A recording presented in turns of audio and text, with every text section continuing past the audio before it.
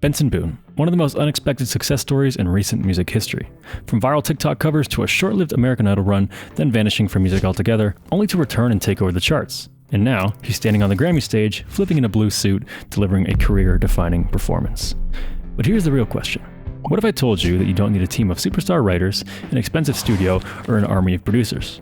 What if you could just craft songs with that same emotional weight right in your bedroom? Well, that's exactly what we're doing today.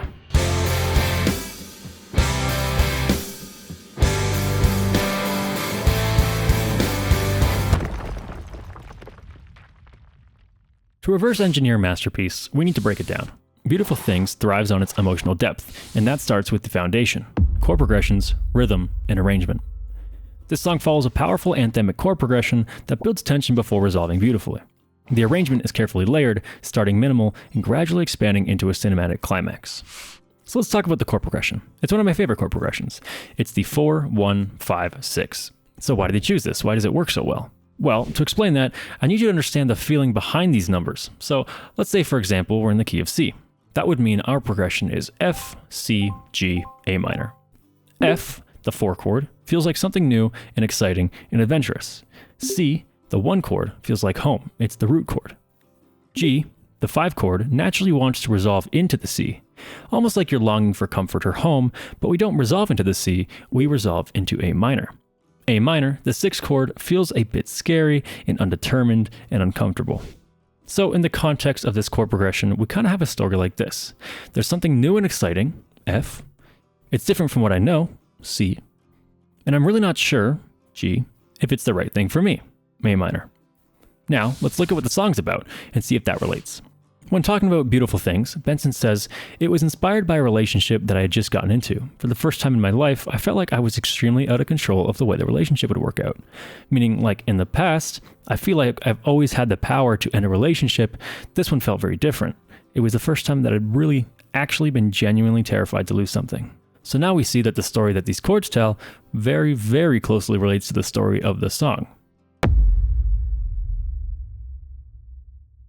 So let's put this theory into practice. If we want to build a track with the same intensity, we have to start with intention. So I'm going to pick the exact same chord progression as Beautiful Things, maybe a little bit different. I think in the beginning of Beautiful Things, it goes 4-1-5 and then just repeats that. I'm just going to play 4-1-5-6 for pretty much the whole time. Now, we also have to play with dynamics because dynamics are everything.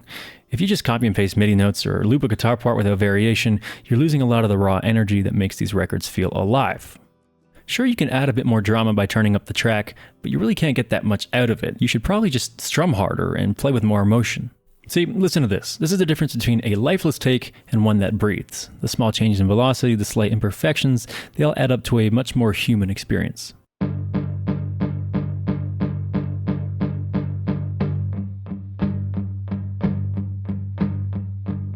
By the way, for these guitar tones, I'm using Safari Pedals' new amp sims. They haven't been released yet, but they sent me some early access versions for free. They aren't paying me for any of this. I generally just like their plugins.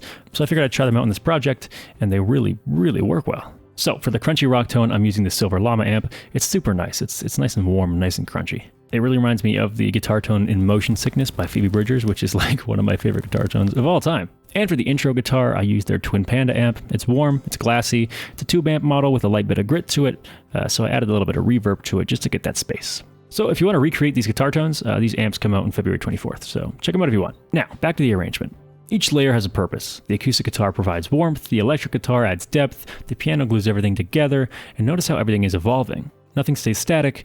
This is the key to making a production feel alive. Everything is changing all the time, which is important for a song that's this dramatic. All right, so let's dive into the kind of first half of the production here, the more electronic parts. First things first, we have this intro guitar, which is just playing the same chord progression, but obviously slower, more simple.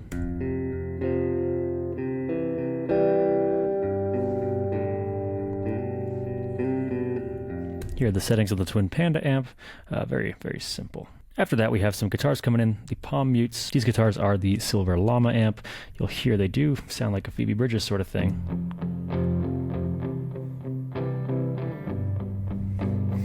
Really nice and crunchy, really, really great tone for this song. So in this section, the drums start to come in. We're using Superior Drummer here. I'm using the UK Pop EZX on the Bow Street Runner. using some fast attack, fast release compression with the 1176. We also have it being sent through a room, and we're also throwing it through a little plate. So that sounds like this.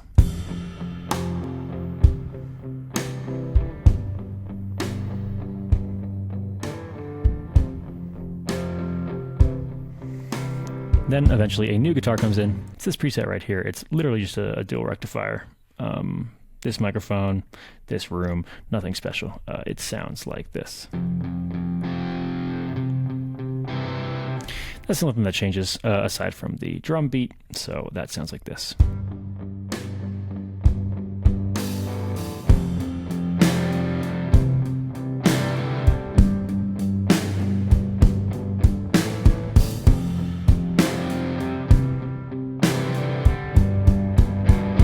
And now to switch it up, we switch to a new drum. We're using the Gospel EZX for this part. Yep, it's going through an 1176. It's going through a double lock for some parallel distortion. We'll get into this in the mixing section. And then we just add a bass here with the 𝗠𝗘𝗥𝗕𝗥 pre-bass. That's kind of it. We play our chords, we do a heavier drum beat, we strum harder, and this is what it sounds like.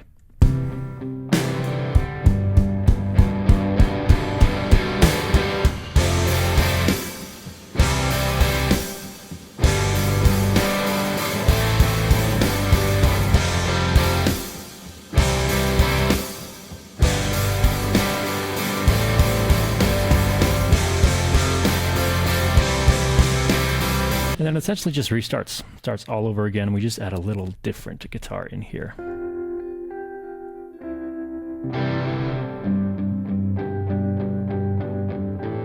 That's it for the basic production. Now, let's go talk to Aaron. Alright, so Matt just sent this over to me and it's sounding fantastic. It's now my job to add the extra 4 or 5% to this track that's going to take it from awesome to just a little bit more awesome. So the way we're going to achieve that is by gradually adding more and more layers and harmonic complexity to this song. So it's going to start with just simple acoustic layers and then eventually graduate into something a little bit more full and complex by the end. I plan to add some twinkly electric layers and then even a harmonica idea for the final chorus. So stick around, let's break it down. Alright, so now we have all the acoustic sections laid out here. So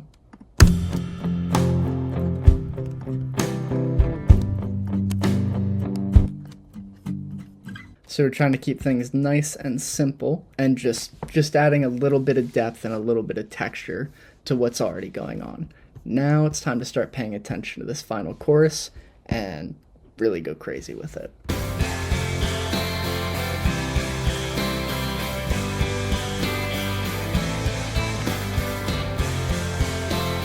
And let's double that up.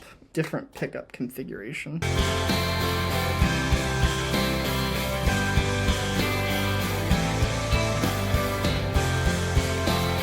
So now it's time to do the harmonicas.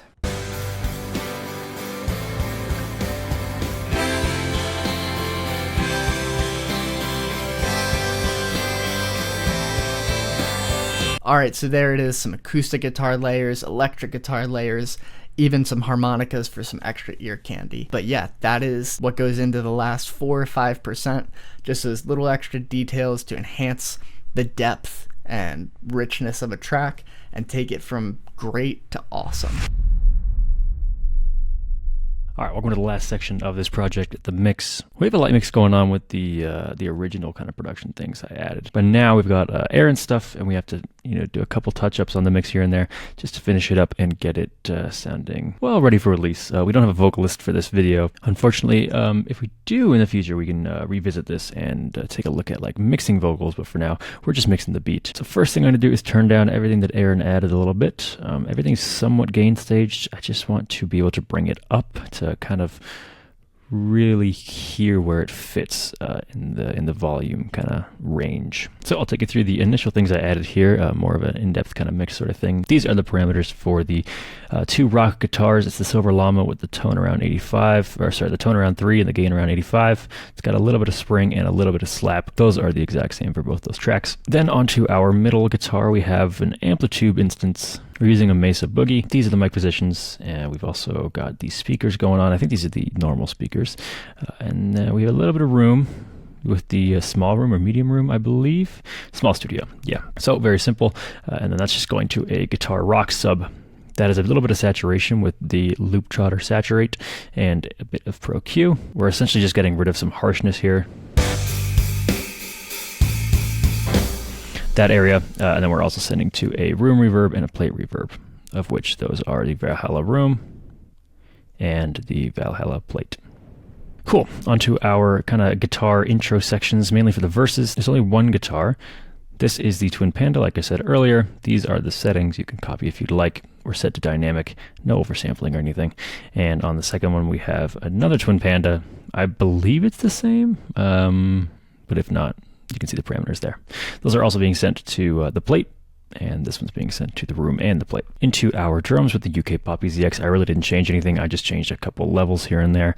We go into an 1176 with fast attack, fast release. We also have this Fame Studio, which is a reverb. If I solo this, you can hear just 100% wet. It's just a room verb. Add in the dry. And then our plate is set up like this. These drums are also being sent to the room and the plate. This one as well is being sent to a hall reverb, which is the Valhalla Vintage Verb. This is the setting. It's on Concert Hall. Okay, into the bass. We have the Contact Scarby pre-bass. As always, this is kind of the go-to rack I have. It's going into an Amplitude 5 bass amp, a little bit of EQ, a little bit of compression into the amp, into the bass. We have a little bit of room going on too in the studio, like the anechoic chamber room. I forget what it's called. Amp closet, I guess that's what it's called. We have a little bit of a tube compressor, and we have some cassette saturation. So without the rest of the effects, it sounds like this. So we throw on bass lane to widen the bass. Then we throw it through an EQ. EQ is basically just cutting off the highs, doing a little dip at 450. Then we send it through Relife, which again, no idea what this plugin does, but it just makes it sound good. And then we throw it through our bass to get some more low end. That's our bass sound. All right, now we're into Aaron's elements. So let's just, we'll play through and see how these acoustic guitars line up. See if we really need to do that much processing. I listened to it already. I don't really think there's that much to do, but maybe just a couple things here and there. So that guitar has to come down. So let's adjust this quite a bit. I also want to send it through a long reverb. So yeah, let's just move it to the right as well. Maybe even a throw delay.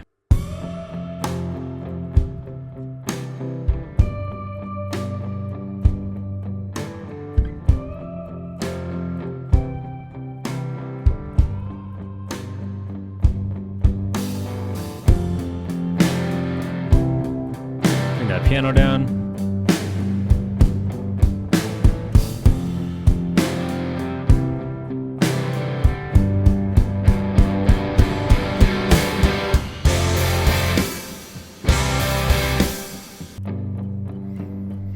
Those are nice and subtle. I think I'll bring those up a little bit more. Let's see how they sound in the beginning. Yeah, so let's just cut this and bring this up here.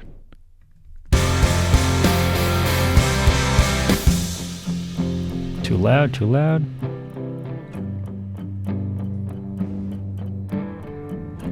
And then I think all these guitars can go through the same room, so I'm just going to put them in a sub. I'll probably, well, let's listen a little more here.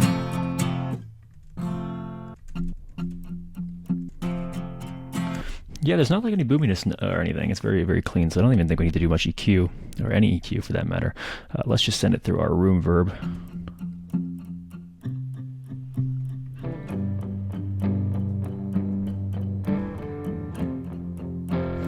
Maybe just a bit of saturation, something like a tape on there. Let's throw Saturn on.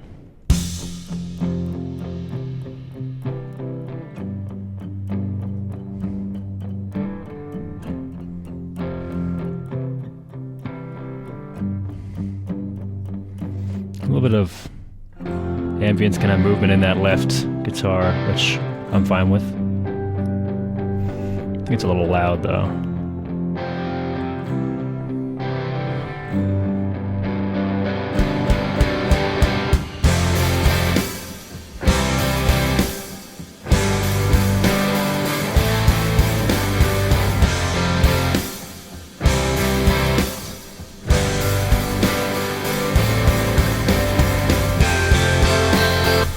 obviously everything here is loud too. Let's turn all these guitars down and this harmonica, and then I'll just bring it up.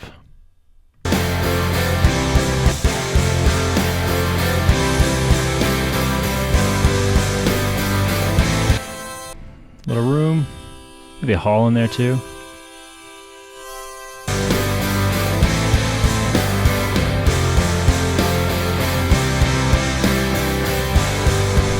Just kind of has a little bit, kind of, you can hear the timbre, not so much the notes.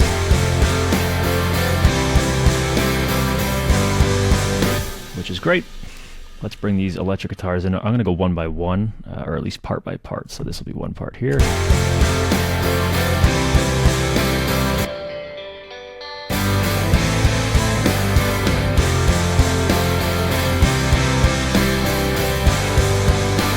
Cool, this will probably be another part. Ooh.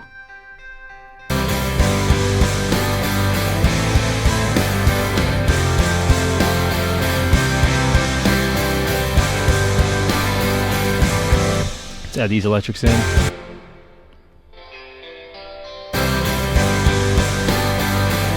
Cool, let's group these now and hear what they sound like together.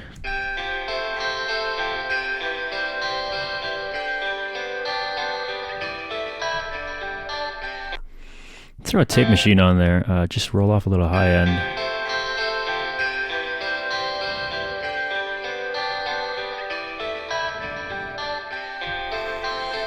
A little more saturation. Maybe not, just a bit of EQ probably. There is some sharpness I want to take care of. I'm not sure if that's a soothe thing or an EQ, just a regular EQ thing.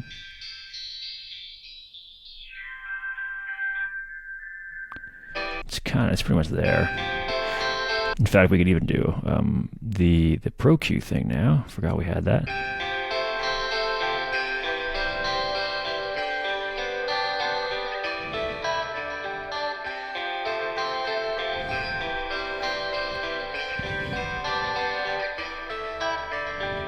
Yeah, all right, let's do some space. I never really know what space I like. I've got so many reverbs. Let's just, I wish I still had Verb Suite. Maybe we'll use something like, let's use the LX480.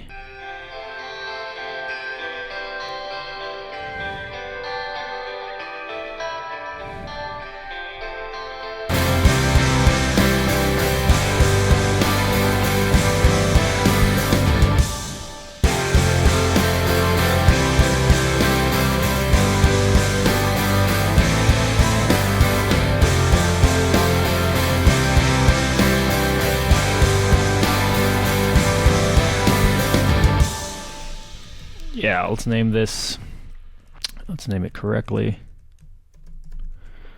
And then let's hear the harmonica too. I'll just process these the same because they're the same part. Let's check the Magic 7 on these harmonicas.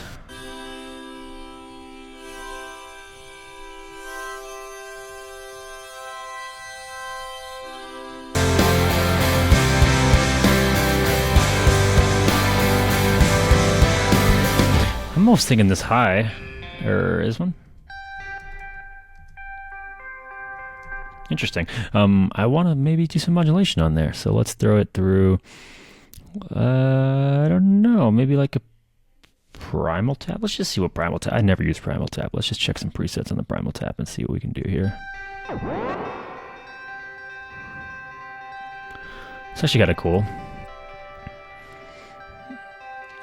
Cool, yeah. Okay, let's do a flanger or a phaser or something. It might add too much sharpness and resonance.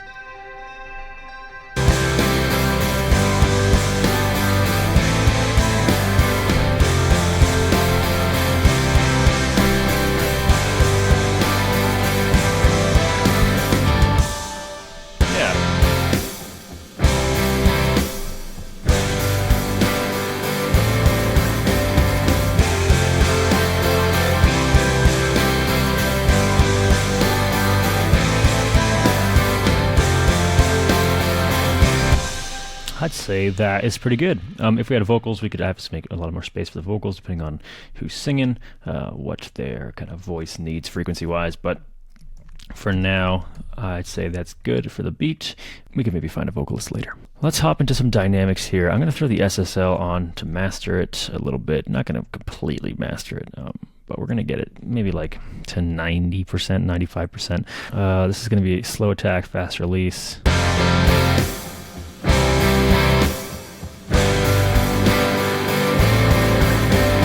Let's hop into the Pro MB just to do a little bit of tone shaping here. I like to go band by band, band for band, if you will. Probably something around that. I'll probably adjust the bands a little bit, but we'll start with this. Start here. To me, that sounds good.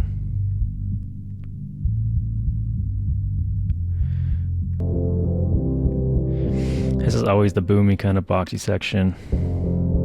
That's better.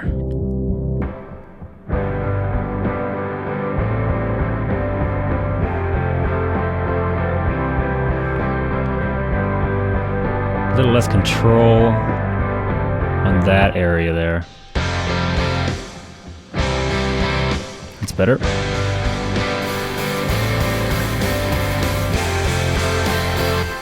Yeah. All right. Cool. One last thing. Let's throw on the. Well, I guess the second last thing. We'll throw on the SPL Machine Head. Been loving this plugin recently. SPL Machine Head on here, and then we'll just do my typical kind of add a little bit of drive, tiny bit of low end, a little bit of high end, and make sure the tape speed's 30, and then we'll adjust the output gain.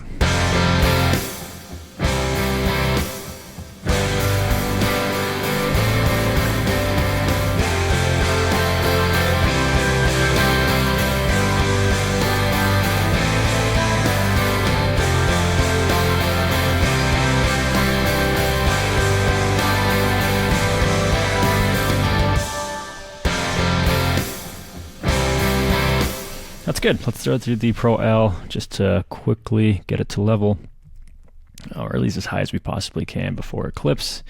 Well, I guess it won't really clip if it's through a limiter, but you know what I mean. I don't want to over limit it.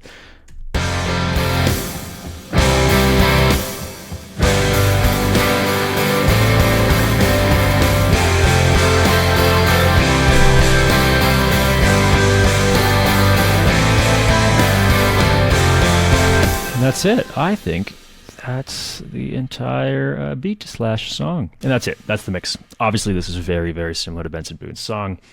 That's kind of on purpose. We're trying to make a song like that. But obviously, that doesn't mean you have to make a song identical to Beautiful Things. You can take what we've covered here and apply it to your own stuff to kind of have that emotion and vibe to it. So thank you so much for watching. Check out Aaron's channel. He does stuff like Shaboozey, Bon Iver, just a lot of cool production videos. If you have any questions, leave them down below. I'll try and answer them. If you want to work together on something, just click the link in the description. We'll see if I'm the right fit for you. All right. Hope you learned something. Hope you enjoyed. Goodbye.